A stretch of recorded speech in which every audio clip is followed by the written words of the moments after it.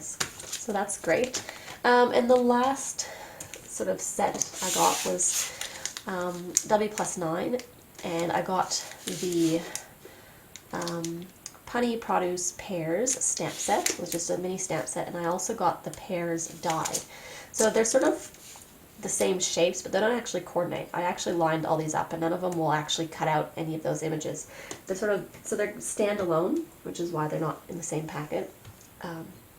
So yeah, but we have every March like this pear party, and I always think there's not enough pear stuff at it. Anyway, I saw this stamp and die set, and I thought, oh, I could totally do stuff and whatever. So I wanted to get it, and it was kind of inspiring and all that sort of stuff. Plus, with the online card classes, the watercolor, the third one, the intermediate watercolor class, Dawn uses the die, the medium-sized die.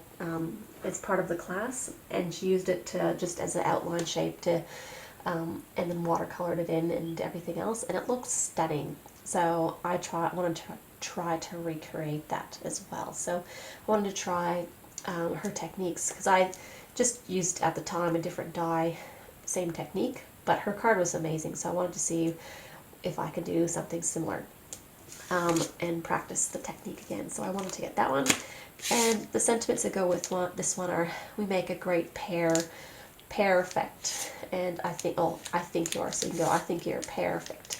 And you've got like the solids of the images and the two outlines. There's the two together and one singly. So these can sort of fit in between there, like a sketchy one. And then these sort of just fit in the leaves, like as far as like a stem and leaf in a different color.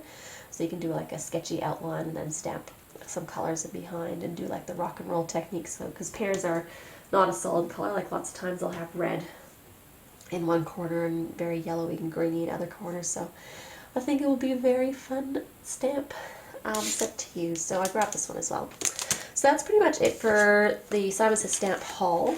But I just wanted to share one other thing. I recently went in to the city. I went to Supernova in Melbourne, which was great. I love looking at all the artwork that their artists do. I think that's what I go there for. And I spent hours looking at all their artists, and I got lots of inspirational artwork to put up in my craft room here.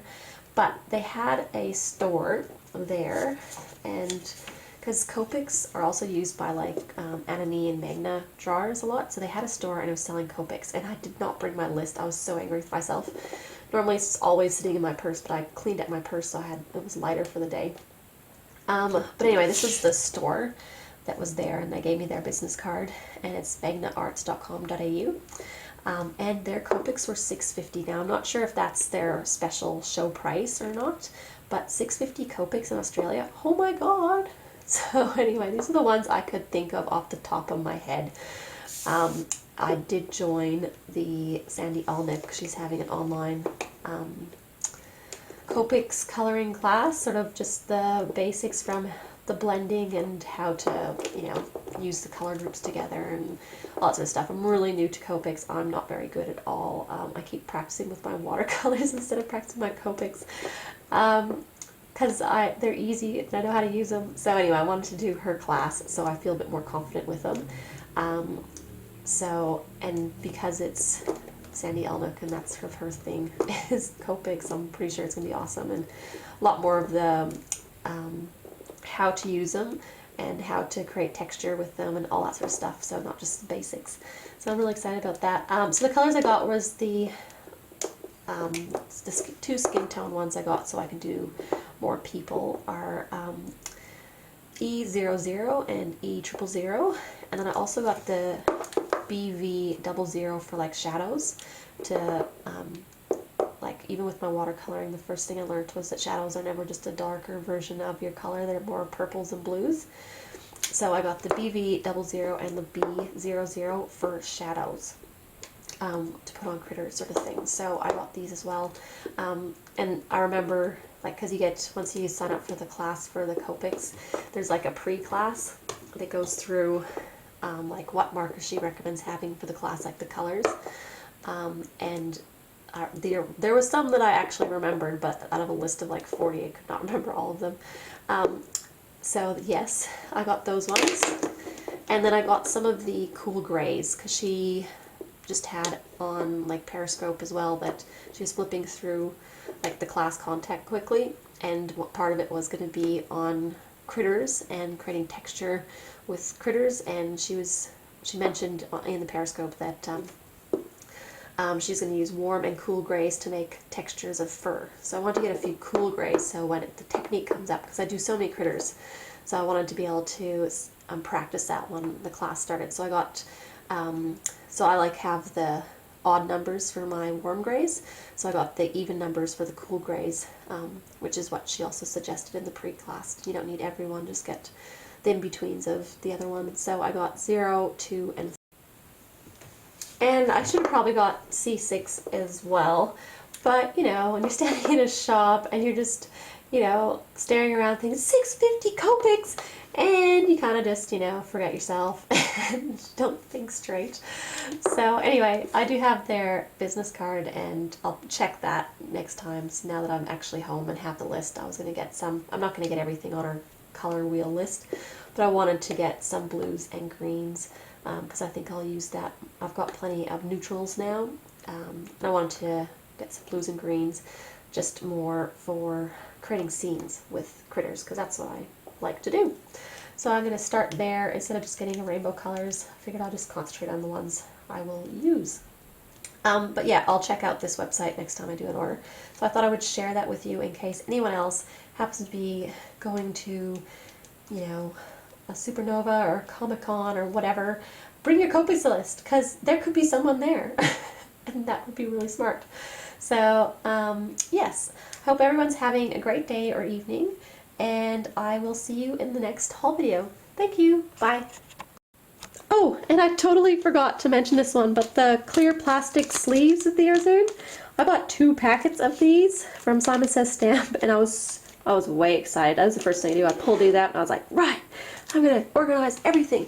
And I figured, you know, because there's a 50 in a pack, that I would get through everything. And then I realized I have more than 100 stamps and dies, so I didn't get through everything. I've done my standalone dies, which is amazing, but oh, that was time consuming. That was a really drain by the end of it. Like really exciting the first couple nights, and by night 5 and night 6 while watching movies and trying to work out how I want to organize it, and then putting, you know, I was like, I'm ready to make a card now. I do not need to do organizational stuff, but I persevered till I finished them all, and I thought I would mention that. Maybe in future, just do 1 pack at a time.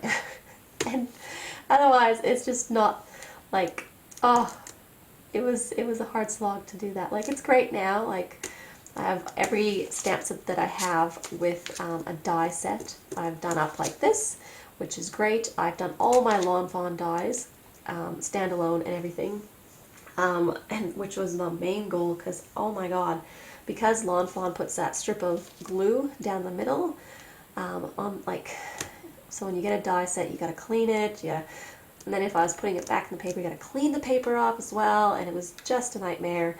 And yeah, it's, as much as, you know, I love Lawn Fawn and I love that there's dies for everything, but the way they package their dies can be really annoying when you're trying to get the glue off the dies. So I was really happy to have all that sorted and done, and I don't need to think about it again. I don't need to fuss and whatever with it, so that's awesome. And the only thing I don't have in these plastic pockets now are stamps that don't have, you know, I've done some of the, I did as many as I could, stamps that don't have dies, sort of thing. Same sort of, like, I'm using the same organizational storage boxes and everything fits, so that's all good. But I just ran out of pockets to do everything, so I've, you know, focused on the really annoying ones, like your mini stamp sets that sort of get lost when I'm flicking through my boxes. So if they're in these, if I, you know, double them up and put them in these big pockets, then it's a lot easier to flick through, and it just makes life a little bit easier. So that's done. I thought I needed to share that with you because, you know, but I'm still not finished, so next order I will be having more of those. They'll do it all over again. But at least there won't be dies, or they'll just be the new dies, not, you know, trying to catch up from old stuff. So yes, Okay, bye. See ya.